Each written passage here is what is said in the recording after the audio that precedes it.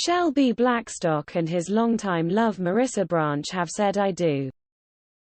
Reba McEntire's son, 31, and Branch, 29, a social media influencer and licensed esthetician, tied the knot on Saturday, February 12 at a magical location, Walt Disney World in Orlando, Florida. McEntire, 66, and her boyfriend Rex Lynn, along with Blackstock's brother Brandon, were in attendance. The couple, who first met on the dating app Tinder in 2014, didn't start dating 2 years later, something they consider a bit of a Tinderella story. We made fast friends early on and have had a strong bond ever since. We are twin flames. There's this indescribable feeling of déjà vu when we are together. As if life is reminding us that we're following our destiny, the couple tell People. In retrospect, our mutual friends could see how compatible we are. They would always recommend that we should date. I think we were the only ones who didn't see. They continued, the love was always there. We just didn't understand it until we were both in the right headspace and had the maturity to recognize it. We both agree that if we had dated immediately upon meeting, we likely would not be as prepared as we are now to deserve one. The Heartland CEO and former race car driver, Blackstock won GT World Challenge America overall champion in 2020, and Branch decided to hold their wedding, planned by Disney's Diane Bowen and Hugh Hauser and his team H3 Events, with flowers by Heather Greer, at Epcot because the theme park holds sentimental value. My mom worked there when she was younger, managing the Small World ride. It was my nana's favorite. She passed away in 2006 at the age of 57, while I was in middle school. She was my rock, and her passing affected me deeply, Branch tells People.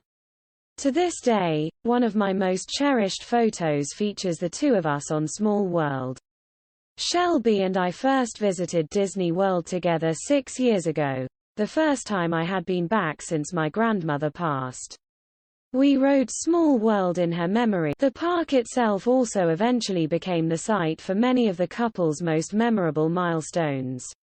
Epcot was also the first place Shelby said I love you and where he would later propose.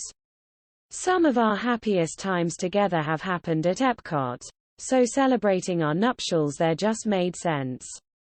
Branch says, Nana will undoubtedly be with us in spirit on the big day, most notably as our flower girls walk down the aisle to It's a Small World in her honor, which brought instant waterworks from my mom when she learned of. The couple also held their combined bachelor and bachelorette parties there.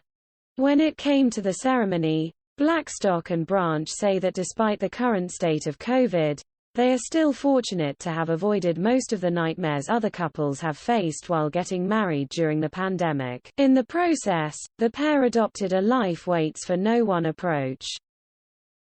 The pandemic has brought along the realization that it's likely not going away anytime soon.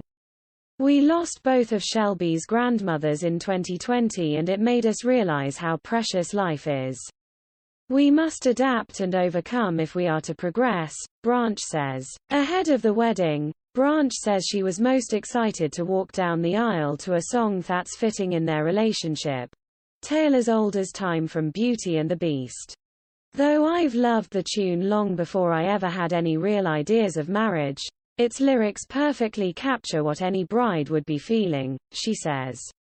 I know once I reach the altar it will be a true fairy tale moment, with my handsome, fortunately not beastly, almost husband waiting for me. One of their close friends, Tom Ellis, who was also the best man, officiated the ceremony.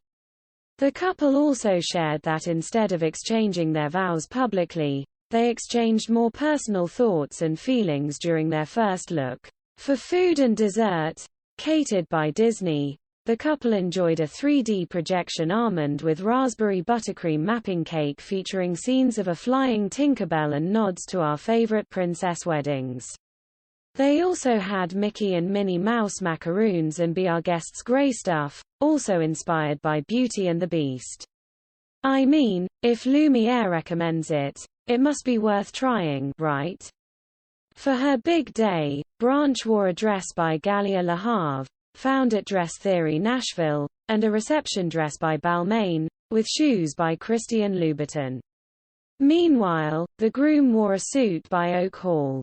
The couple's rings were by Vincent. In terms of something old, something new, something borrowed, something blue, the bride enlisted a lace handkerchief gifted to her as a baby that the family now calls the magic hanky. It can be worn as a bonnet, or for a christening, then saved until your wedding day.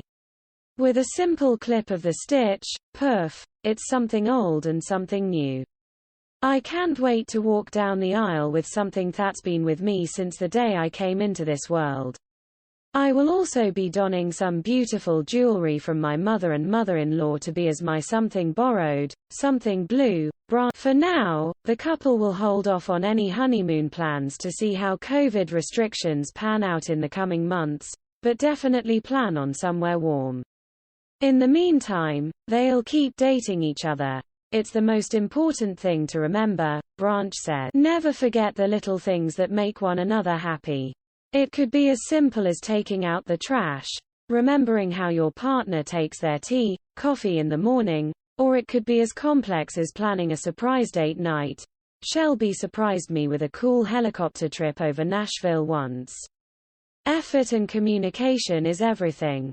Relationships aren't meant to be easy, they're meant to be messy and met. Looking ahead to what the future holds, the couple looks forward to attacking life together. We've known each for so long, from both a just friends to a dating perspective, they tell people. Tackling whatever life throws our way as husband and wife, creating a family and legacy, together, excites us more than anything.